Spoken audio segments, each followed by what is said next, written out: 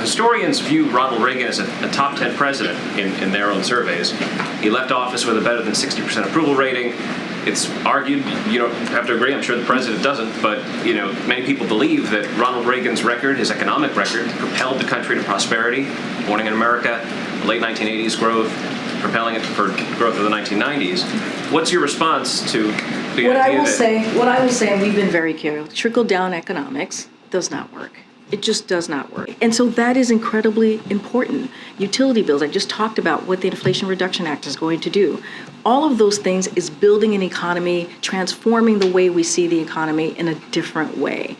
In a way, again, that is equal, that has equity at the center of it, and leaves no one behind. And the president is very proud in what he's been able to do in the last 2 years.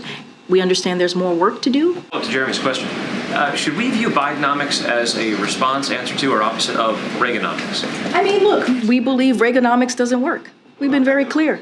We believe that a trickle-down economy doesn't work. It has not worked. That is shown to be the case for decades now. And so what we have been very clear, you hear me say this all the time. And so he is, if you will, reimagining how we should build an economy, transforming how an economy should look like for the better. One of the reasons I ask is because, the latest CNN polling showed that just 34% of Americans approve of the president's handling of the economy. So is there a risk that this new branding could backfire?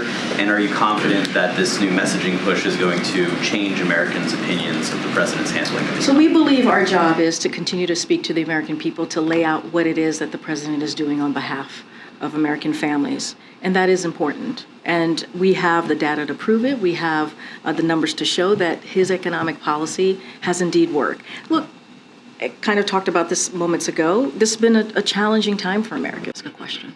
Thanks, Karine. I wanted to ask you about this new Bidenomics messaging push. Can you just give me a sense first of, how did you guys coin that phrase, or why did you decide to go with that branding going forward? You don't like Bidenomics? No, I'm just asking. I'm curious. I think it's pretty clever. It's pretty good.